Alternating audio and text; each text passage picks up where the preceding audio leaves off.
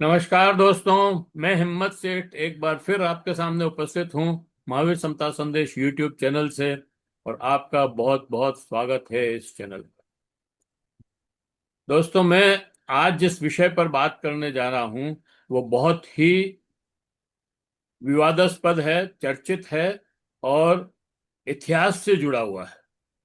मैं बात कर रहा हूं समाजवादी पार्टी और समाजवादी आंदोलन के बड़े नेताओं की, जिसमें जयप्रकाश नारायण और डॉक्टर राम मनोहर लोहिया तक भी उसमें अ, आरोपित हैं। दरअसल बात यह है कि आजकल ये फैशन बन गया है कि जेपी और लोहिया के खिलाफ कुछ बोला जाए। अब बोलने को उनके पास कुछ है नहीं, तो ये आरोप लगाए कि इन्होंने जनसंघ को या आरएसएस को एक सीढ़ी प्रदान की सत्ता की, जिससे ये सत्ता सत्ता तक पहुंचे। लेकिन दोस्तों, ये आरोप बिल्कुल बेबुनियाद, झूठा और किसी उसका नहीं है। हाँ, ये बात जरूर है कि बीच बीच में ऐसी परिस्थितियां बनी जब सारा विपक्ष मिलकर के और उस समय के सत्ता पक्ष कांग्रेस का विरोध किया। एक बार डॉक्टर राम मनोहर लोहिया ने 1963 में चुनाव के बाद उन्होंने ये सोचा, या ये उनके समझ में आई कि विपक्ष के वोटों के बिखर जाने से कांग्रेस जीत रही है। कांग्रेस के पास वो बहुमत नहीं है, जनता का उसको समर्थन नहीं है, लेकिन वोटों के बिखर जाने से वो जीत रही है। इसलिए उन्होंने 1963 में कलकत्ता के अधिवेशन में 31 दिसंबर को ये प्रस्ताव रखा कि गैर कांग्रेसवाद का मतलब ये था कि चुनाव के दिनों में, सिर्फ चुनाव में, बाकी उनके जो मतभेद वो अपनी जगह हैं, जो नीतियां और सिद्धांत हैं वो अपनी जगह हैं, लेकिन चुनाव में कांग्रेस को हराने के लिए साझा उम्मीदवार खड़ा किया जाए और साझा साझा मिलकर के और चुनाव लड़ा जाए। और उनका ये मानना था कि एक बार ये प्रूव करना था उनको कि कांग्रेस अजय नहीं है। जैसे आज कहा जा रहा है कि भाजपा अजय है, उसी तरह से उस समय कहा जा रहा था कि कांग्रेस अजय है। तो उन्होंने ये प्रयोग किया कि कांग्रेस अजय नहीं है, और 67 में उसके परिणाम भी आए। 8-9 प्रदेशों में विपक्ष की सरकारें बनी।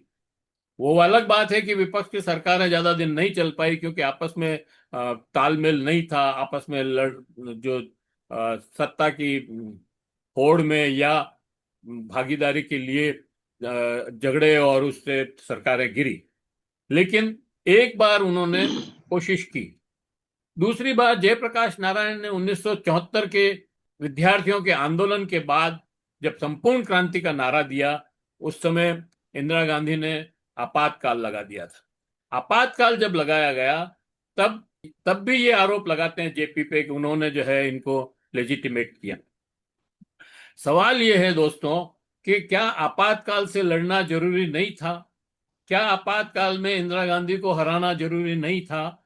अगर था तो ये उस समय की परिस्थितियों के अनुसार, अगर जनसंघ के साथ समझौता नहीं करते या उसको एक पार्टी में नहीं लेते, उसके कई कारण हैं। और कई मतलब जेपी ने ऐसे ही नहीं लिया उनको, जेपी ने बहुत सारे राइडर्स लगाए थे, लेकिन अगर नहीं लेते तो वो इंदिरा गांधी को नहीं हरा सकते थे। तो इंदिरा गांधी को हराना, लोकतंत्र को बचाना उस समय ज्यादा जरूरी था बनिस्बत के इसके कि वो किसके साथ जाए और किसके साथ नहीं जाए। तो कहने का मतलब ये है कि जेपी ने और लोहिया ने उन समय की परिस्थितियों के अनुरूप जो कार्य किए, उसके पर आप उनको आरोपित नहीं कर सकते। अगर ये सच है कि उन्होंने लेजिटिमेट किया, तो फिर मैं पूछना चाहता हूं कि 1947 में जब देश आजाद हुआ, उसके बाद जो नेहरू जी ने सरकार बनाई, उसमें श्यामा प्रसाद मुखर्जी को मंत्री क्यों बनाया? क्या उससे लेजिटिमेशन नहीं मिला उनको? और वो गांधी जी की हत्या के बाद भी उस सरकार में रहे।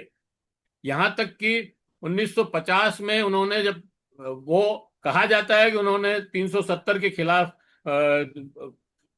इस्तीफा दिया, लेकिन नहीं, ऐसा नहीं था। वो नेहरू लियाकत समझौते के बाद श्यामा प्रसाद मुखर्जी ने इस्तीफा दिया और इस्तीफा देने के बाद उन्होंने जनसंघ बनाई, तो उस समय उनको लेजिटिमेशन नहीं मिला क्या?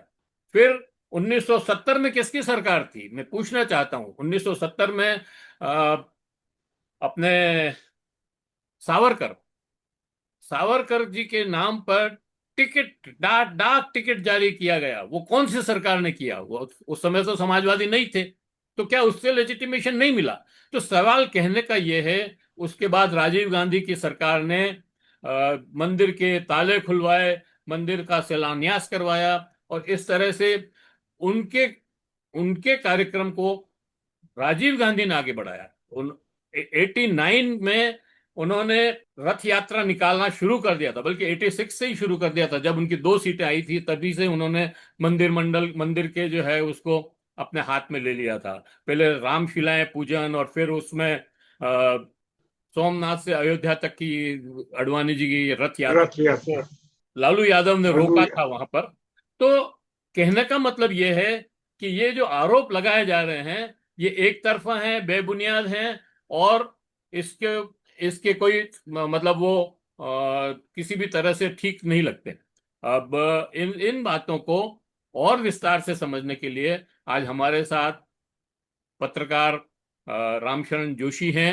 रामशरण जोशी पिछले 50-60 साल से पत्रकारिता कर रहे हैं। आपने पत्रकारिता को पढ़ाया भी है, आपने, और आपका एक्टिविज्म में भी आपका रोल है। आपने बंधुआ मजदूर आंदोलन का को भी समर्थन दिया था।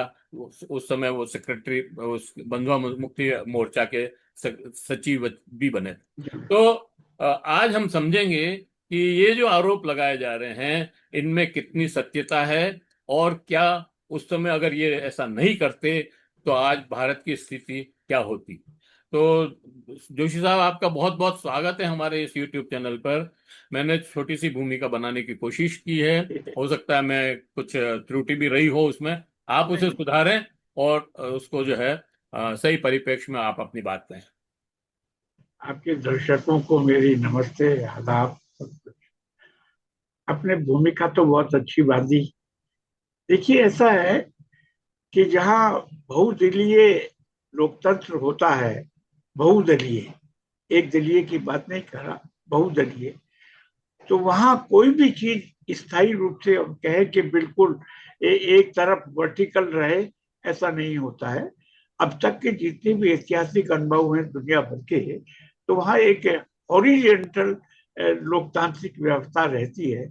और इसीलिए हम लोग कहते आए हैं कि जो पॉलिटिक्स जो है, राजनीति है, वो संभावना का खेल है। उसमें अनेक संभावनाएं बनती और बिगड़ती हैं, और परिस्थिति के अनुसार समीकरण बनते हैं, बिगड़ते हैं। खाली ये दक्षिणपंथी या मध्यम मार्गी भी नहीं, बल्कि मैं ये कहूंगा कि वामपंथी में भी इस तरीके की नई नई समीकरण बनते बिगड़ते हैं। शायद मैं आपको याद दिला दूं कि चीन में खुद माओ ने चांगकाई शेक के साथ एक यूनाइटेड फ्रंट स्थापित किया था, और जापान के खिलाफ लड़ने के लिए। और न कि बाद में जब क्रांति हुई तो इसके बाद तो चांगकाई शेक वहां से चले गए, भाग गए।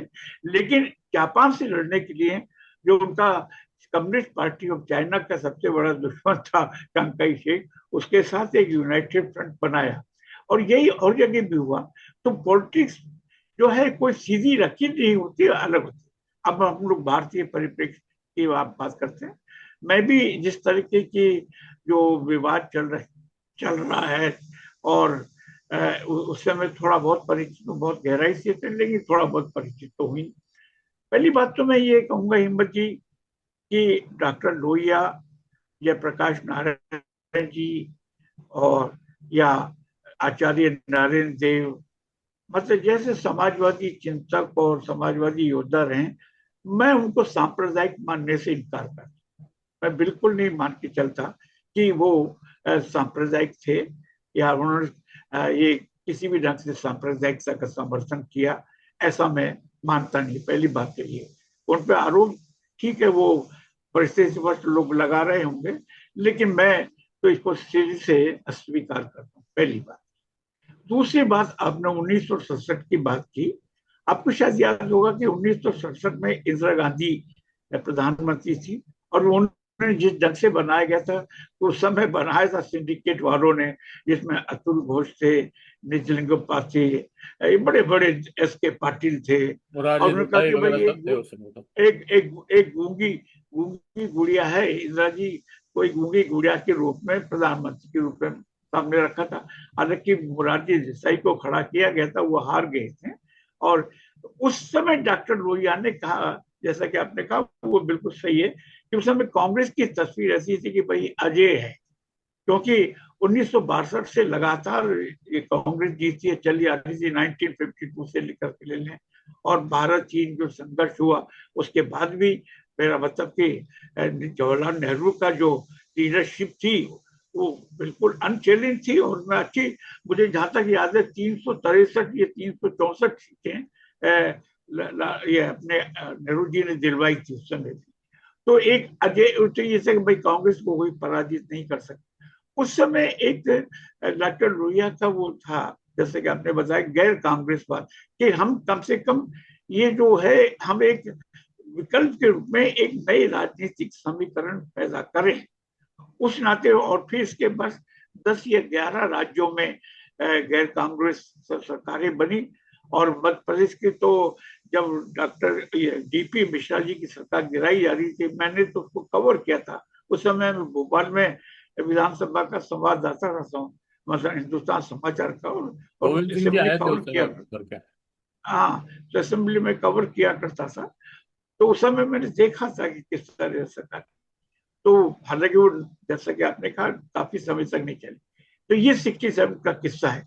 लेकिन इससे आगे आप बढ़े लेकिन कि डॉक्टर जब डॉक्टर इसके बाद जो, लोहिया की, उसको गैर कांग्रेसवाद कहना भी ठीक नहीं है। वो एक रणनीति थी, वो वाद नहीं था कुछ भी। कांग्रेस नहीं, की। ऐसा है कि, हाँ नहीं, बिल्कुल रणनीति थी। लेकिन वो एक गैर मीडिया को, उस समय हम लोग प्रेस बोलते थे, एक प्रेस में गैर कांग्रेस, नॉन कांग्रेसिज्म, वो एक शब्द, एक जुमला जो है ना, चल पड़ा। अब वो चल पड़ा तो फिर वो गंभीरता से लिया जाने लगा कि भाई डॉक्टर लोहिया ने ये दिया है, बड़ी बात है। तो हालांकि वो रणनीति थी, इसमें कोई शक नहीं कि भाई आप एक पार्टी जो 1952 से चली आ रही है, तो उसको भी क्या रिप्लेस कर सकते हैं या नहीं कर सकते, एक बड़ी बड़ी स्ट्रेटेजी थी। तो खैर, लेकिन ऐसे आगे आप बढ़े। इसके बाद फिर क्या हुआ कि कांग्रेस में 67 और 68 के बाद, और फिर इसमें कांग्रेस में स्प्लिट स्प्लिट भी हुई। इंडिकेट कांग्रेस, कांग्रेस इंदिरा गांधी बनी, और इसके बाद 69 सिंडिकेट में। बनी।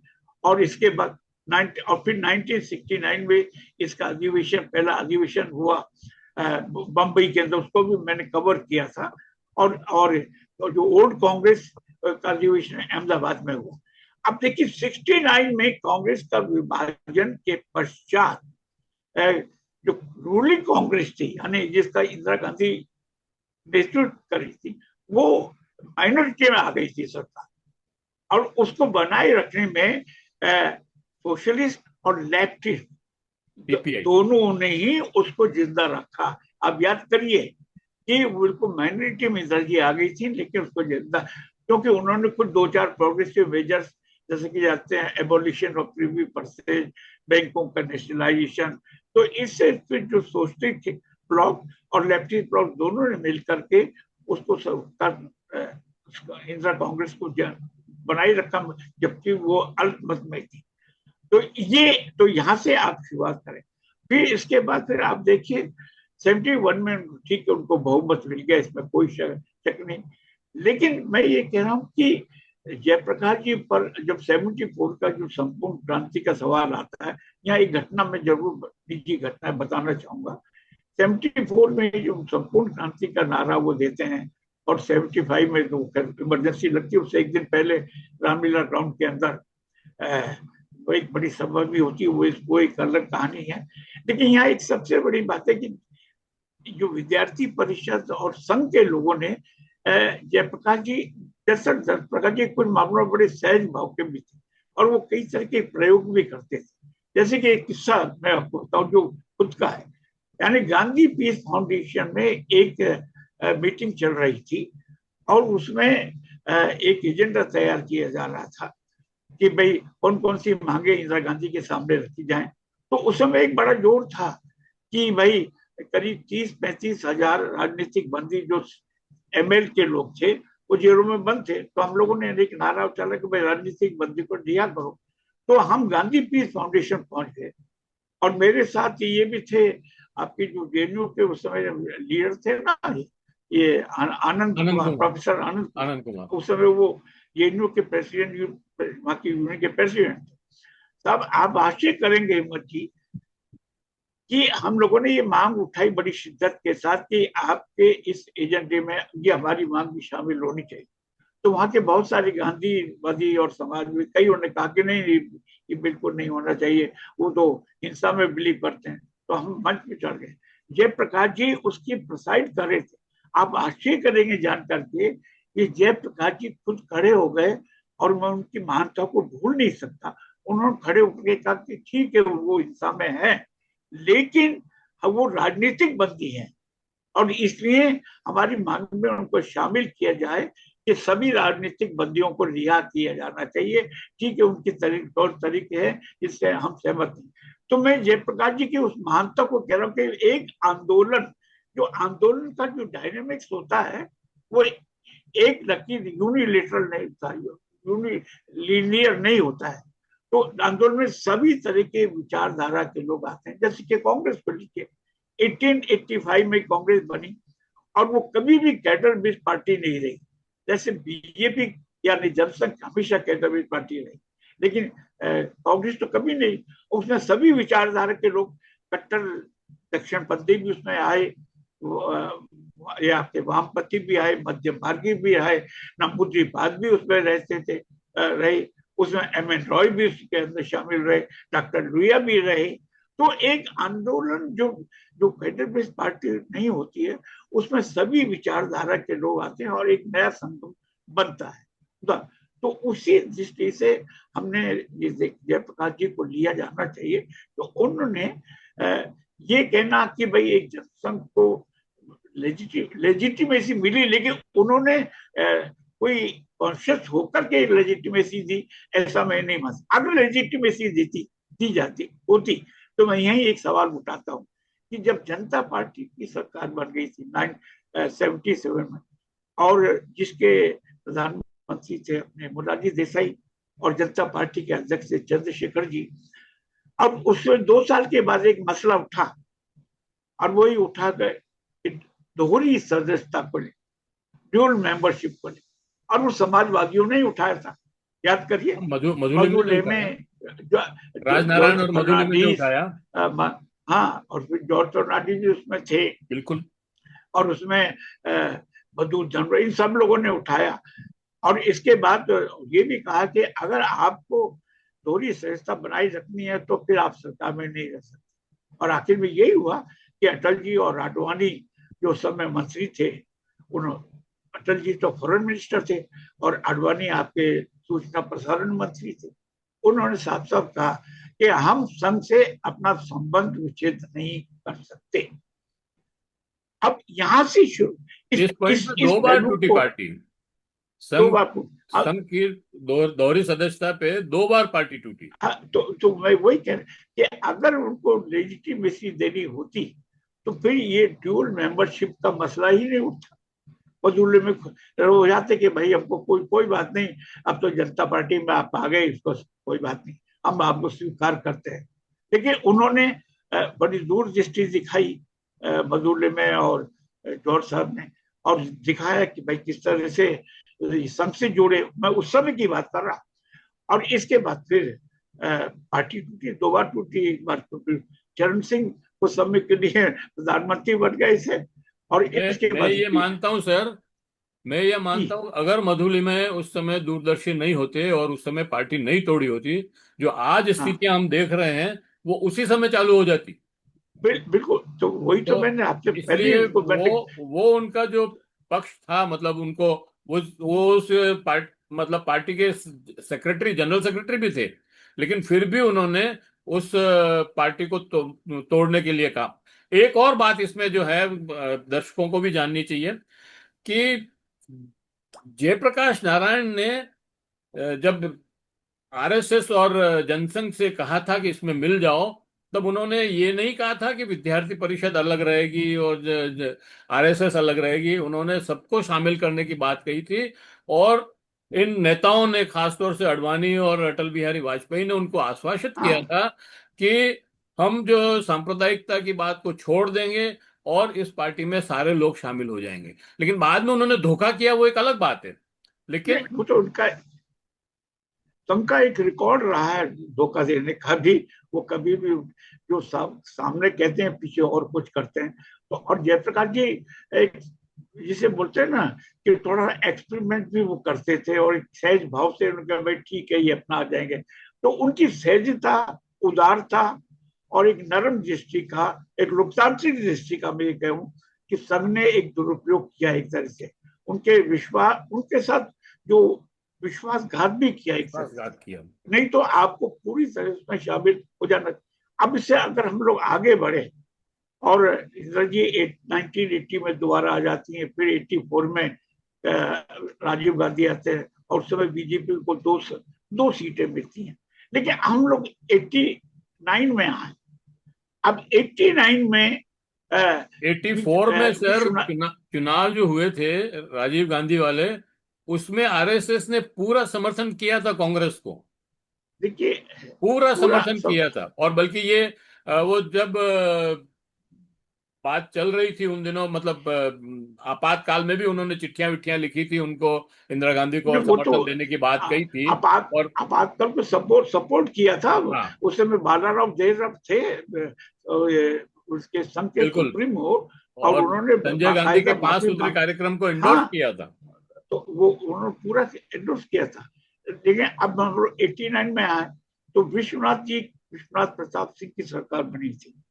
और उस समय वो उसके साथ साथ दो लोकसभा का कांग्रेस, ये आपके लेफ्टिस्ट का, और फिर जनसंघ का, यानी बीजेपी या का, सॉरी, यस, बीजेपी का भारतीय पूरा जनता सपोर्ट पार्टी। कर रहे। हाँ, यानी भारतीय जनता बीजेपी पार्टी 1980 में बन गई बन थी। गई थी। और उस समय अटल जी इसके सब कुछ थे, सर्वे सर्वा। और फिर इसके बाद इन दोनों की बैसाखियों पर वीपी सिंह की सरकार टिकी हुई थी। अब याद करिए। और उस समय फिर क्या इश्यू उठा, मंडल और कमंडल का। मंडल। हाँ, मंडल क्यों? कि वो जो मंडल आयोग की सिफारिशें जो इंदिरा गांधी के जमाने में आ गई थी, इंदिरा जी ने उसे लागू नहीं नहीं किया लगाया। था। हाँ, इंदिरा जी कहती थी कि ये सामाजिक रूप से काफी विस्फोटक है, अगर हम इसकी अनुशंसाओं को लागू करते थे तो। अच्छा, ये तो और तेईस मंडल ये आयोग के पक्ष में हमने आंदोलन किए कई बार, जॉर्ज साहब के मैं, नेतृत्व में भी आंदोलन हाँ, किए। मैं वही कह रहा हूँ कि जब 1990 में वीपी सिंह ने उसको लागू करने की कोशिश की, तो इधर ही इन्होंने कमंडल शुरू कर दिया। और फिर वही लाल कृष्ण आडवाणी ने अनाउंस किया कि हम सब वो सोमनाथ से और अयोध्या तक में रथ यात्रा करूं। तो कहने का मतलब, हाँ, तो मैं आपसे ये कह रहा था, एक दिन क्या हुआ, मैं लोकसभा कवर कर रहा था और एक डिबेट चल रही थी सती को लेकर के, सती को लेकर के। और उस समय की जो थी ग्वालियर की श्रीमती विजय राजे सिंधिया, उनके, आप आश्चर्य करेंगे, देखिए कंपल्शन कैसे होते हैं राजनीतिक पार्टियों पर। तो उस समय उन्होंने सती को सपोर्ट कर दिया, सती की परंपरा, कि भाई ये सनातन की परंपरा है सती है, और इसलिए इसको कर। अब वो सब पहुंचे के, मैं उसमें प्रेस गैलरी में था। आप आश्चर्य करिए, वामपंथी लोग, उस समय समर मुखर्जी थे, समर क्या कुमना चटर्जी, सॉरी, और ये सारे लोग थे, वो सब बेचारे बड़े। लेकिन चूंकि हमको कांग्रेस को सत्ता से बाहर रखना था, तो वो खून का घूंट पीना पड़ा श्रीमती विजय सिंह। और दबे स्वरों में थोड़ा सा, हाँ नहीं ऐसा नहीं है, वो है आधुनिक हो गया समाज ये। लेकिन अगर मान लीजिए ये होता, तो उस समय अगर लेफ्ट ब्लॉक कह देता कि हम तो आप बाहर निकलते हैं, या आप अपनी शब्द वहां पर थी, तो श्रीमती सिंधिया से कहते, लेकिन नहीं की। उस समय सोचे सभी लोग। तो मैं ये कहता हूँ कि जो बहुदलीय जो शासन प्रणाली होती है, उसमें कई ऐसे कंपल्शन होते हैं, और ऐसे समीकरण बनाने पड़ते हैं कि जो नहीं चाहते हुए भी उन समीकरणों के दबावों को झेलना पड़ता है। तो मैं उस परिप्रेक्ष्य में ये बात कह रहा हूं कि हम ऐसी स्थिति में, मैं डॉक्टर लोहिया को अगर कोई सांप्रदायिक है या उसने संघ को लेजिटिमेसी दी, मैं उससे थोड़ा सहमत होने में मुझे दिक्कत है, मैं ये मान के चलता हूँ। तो कहने का मतलब यह है कि 90 के अंदर जब हुआ तो आखिर में वो सरकार गिरी, ज्यादा नहीं चली, इसके बाद तो चंद्रशेखर की सरकार बनी। लेकिन इसके आगे भी अगर आप जैसे चले आए तो कई तरीके के गठबंधन बने, और उसमें आपका देख लीजिए 1996 में और 96 में। 97 में, हाँ 96 में आप देख लीजिए तो देवगौड़ा की सरकार बनी, इसके बाद इंद्र कुमार गुर्जर की बनी, उसमें कई बार साथ में लेना पड़ा। तो ये एक कंपल्शन होते हैं, तो इसको हमको नए परिप्रेक्ष्य में समझना पड़ेगा। और आज जरूरत इस बात की है कि हमें उन लोगों को साथ में रखना चाहिए, उन लोगों का एक महा बड़ा मंच बने हो कि जो कि लोकतंत्र और संविधान की, बहुदलीय व्यवस्था की, बहुजातीय व्यवस्था की, और जो भारत की जो आइडिया ऑफ इंडिया और जो चला आ रहा है उसकी रक्षा करे। इसके इस पर मंच बनाने की वो सबसे बड़ी जरूरत है। और क्योंकि आने वाले चुनाव, अगले साल तो बड़े महत्वपूर्ण चुनाव होने वाले हैं 2027 में आपके उत्तर प्रदेश में। मैं आगे, तो इसीलिए उत्तर प्रदेश मैं आगे बढ़ता जी, हूँ थोड़ा। आप अ, बोलिए। ये बात होने के बाद ये प्रश्न उठता है कि ये हर बार जब ये सवाल उठाया जाता है या इस पे चर्चा होती है तो वो चुनाव के पहले ही क्यों होती है? 1924 के चुनाव के पहले ये चर्चाएं हुई, उसके बाद अभी 1927 में जब ये चुनाव होने वाला है यूपी में, तब फिर चर्चाएं हो रही है।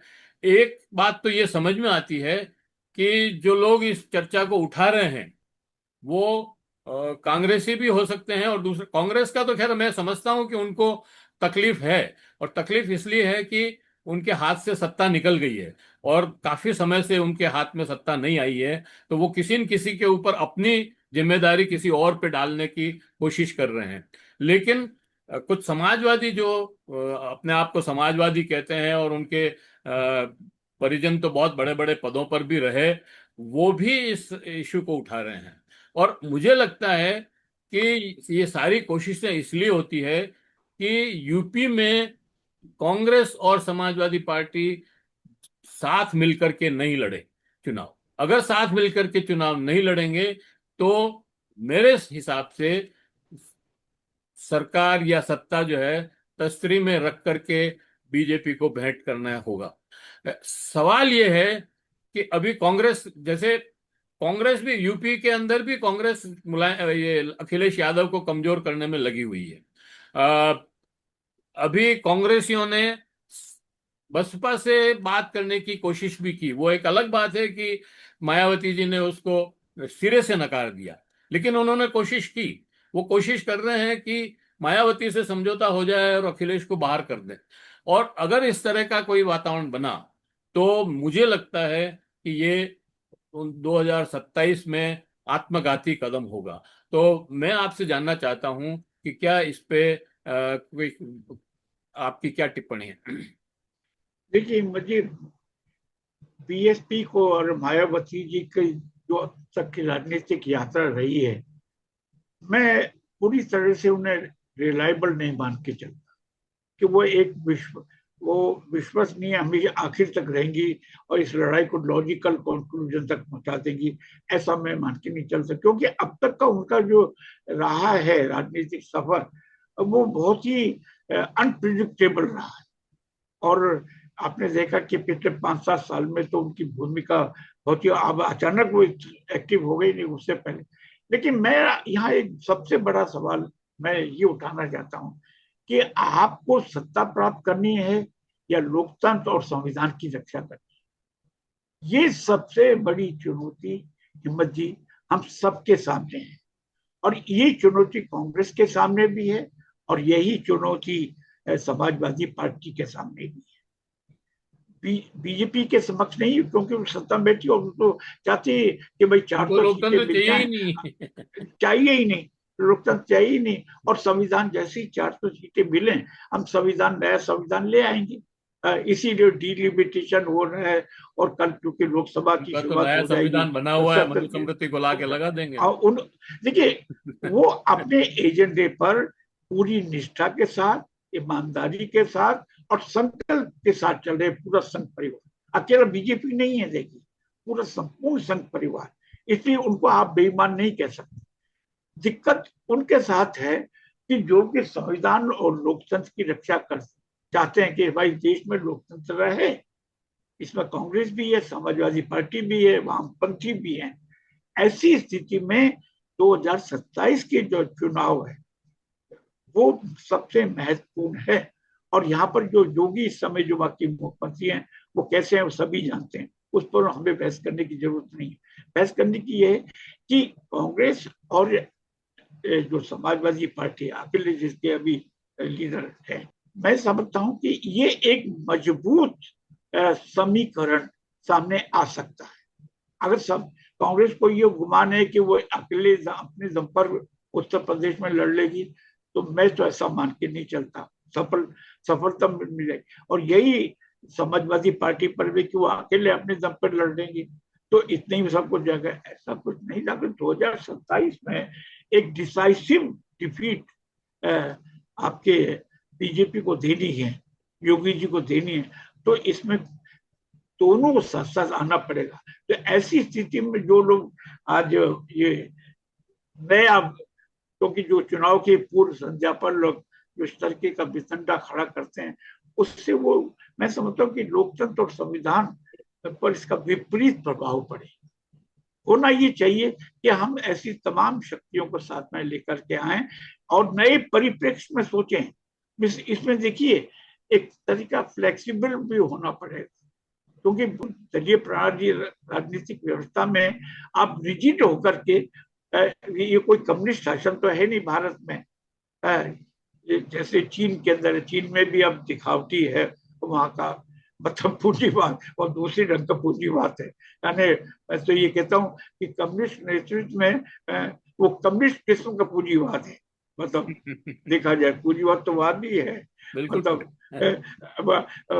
कम्युनिस्ट तानाशाही के अंतर्गत पूंजीवाद बना पड़ा है वहां पर। वहां भी क्या वो, मैं ऐसा मान के नहीं चलता कि चीन पूरा समतावादी, ठीक है विकास में आगे है और अमेरिका को पछाड़ दिया, वही बात अलग है, लेकिन पूरी तरह से समतावादी व्यवस्था चीन में हो गई है, ऐसा मैं मान के नहीं चलता। माओ के सपनों का चीन नहीं है वो, खैर वो एक अलग बहस है।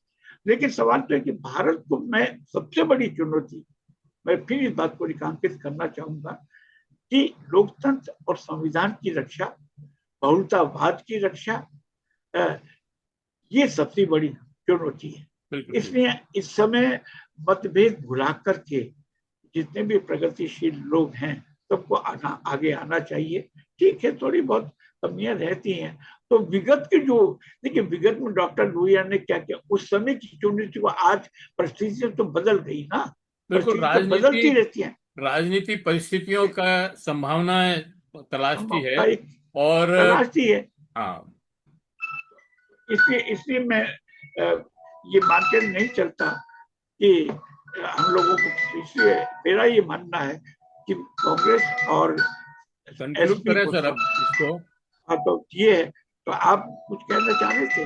मेरा तो ये कहना है कि इस समय इन दोनों दलों, ये दोनों दल, खासतौर से समाजवादी पार्टी और इसके बाद कांग्रेस, ये एक महत्वपूर्ण भूमिका आने वाले उत्तर प्रदेश के चुनाव में निभा सकते हैं। और मैं थोड़ा सा इससे भी आगे जाना चाहता हूं और ये कहना चाहता हूं कि कांग्रेस को अपनी जिम्मेदारी समझते हुए इंडिया गठबंधन को मजबूत करना चाहिए। और बिल्कुल अगर बिल्कुल इंडिया गठबंधन मजबूत होगा तो कांग्रेस मजबूत होगी, समाजवादी पार्टी मजबूत होगी, लोकतंत्र मजबूत होगा और संविधान मजबूत होगा। तो बिल्कुल, इसमें इसलिए दो ये राय है ही नहीं। इंडिया गठबंधन को तो हर ढंग से मजबूत करना चाहिए। और बिल्कुल। मेरा तो ये भी कहना है कि आप ममता जी बनर्जी के पास कुछ नहीं है, उनको भी इसमें एक्टिव होना चाहिए, साथ में बिल्कुल, उनको जाना उनको इसमें चाहिए। एक्टिव करना चाहिए, और स्टालिन और जो छटक रहा है उसको भी वापस हाँ, लाना चाहिए। उनको भी लाना चाहिए, उनको जोड़ना चाहिए। हाँ, उसको और उसको उनको जोड़ना समझाना चाहिए। चाहिए। और बिल्कुल इंडिया गठबंधन को मजबूत करने से ही देश मजबूत होगा, बिल्कुल और मेरी बिल्कुल समझ में नया रास्ता निकलेगा। और अगर हम बिल्कुल। अकेले लड़ते रहे कि अब तो हमारी बहुत पूछ हो गई है, हमारी तो सब जगह पहचान हो गई है, हमको तो सब याद कर रहे हैं, बुला रहे हैं, और तो हम अकेले ही लड़ लेंगे, तो नहीं होगा, कुछ भी नहीं होगा। इसलिए ये जरूरी है कि इंडिया गठबंधन को मजबूत किया जाए, सारे साथियों को मिला करके बात की जाए, संयोजक बनाया जाए, उनका ऑफिस बनाया जाए, और उससे सही तरीके से काम किया जाए। मैं इसी बात देखिए, पर इस मैं एक सेकंड, जी जी जी एक सेकंड, ये मुझे याद करिए, अटल बिहारी वाजपेयी ने अब अपनी सरकार बनाए रखने के लिए 98 से लेकर के और 2007 तक महागठबंधन बनाया। जी और उसको हमने कहा था भानुमति का महाभानुमति का कुनबा, 24-25 दलों का था। जी तो हम कम से कम अटल बिहारी वाजपेयी से ये सीख लें। इसलिए इंडिया अलायंस को ज्यादा से ज्यादा मजबूत करने की जरूरत है। और मैं आपसे पूरी तरह सहमत हूँ कि स्टालिन को इसमें वापस, डीएमके को वापस जोड़ना चाहिए, और उनको समझाना चाहिए कि किसके, क्योंकि बिल तो ये ला रहे हैं, डिलिमिटेशन का नहीं, बिल वो लाएंगे। जरूरी था उस समय हाँ उसको जोड़ मतलब समर्थन देना, क्योंकि नहीं तो वो हाँ बीजेपी वहां खेल कर रही थी। बीजेपी को बिल्कुल रोकने के बिल्कुल। लिए उसको समर्थन देना जरूरी था। और उसको समर्थन देने का ये मतलब नहीं है कि डीएमके के खिलाफ हो गए हैं, डीएमके नहीं, भी उसमें साथ रहे, और वो गठबंधन जो है एक बने। एक तो एकला चलो से काम नहीं चलेगा, हाँ, नहीं एकला चलेगा चलो बिल्कुल। से काम नहीं। और अगर डीएमके साथ नहीं आता है, तो वो अपने पांव पे ही कुल्हाड़ी मार रहा है। तो बिल्कुल इस बिल्कुल। बात को यहीं पे हम समाप्त करते हैं। जी जोशी साहब, आपका बहुत बहुत आभार। आपने आए और ऐतिहासिक बातों को सामने रखा, और एक सही जो दृष्टि होनी चाहिए वो आपने लोगों के सामने रखी। उससे शायद दर्शक भी को भी समझ में आया होगा, और मेरी भी कई बातें साफ हुई। आप सभी का भी बहुत बहुत आभार कि आपने हमारे इस वीडियो को अंतिम समय तक सुना।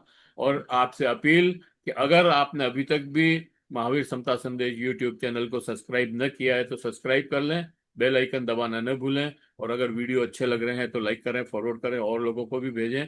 और इस विवादित बात को स्पष्टता के साथ जो रखी गई है, उसको और लोगों तक भेजना भी जरूरी है। इसलिए इसका ज्यादा से ज्यादा विस्तार होना चाहिए, इस वीडियो का भी विस्तार होना चाहिए। जय हिंद, जय भारत। मिलते हैं किसी और वीडियो के साथ।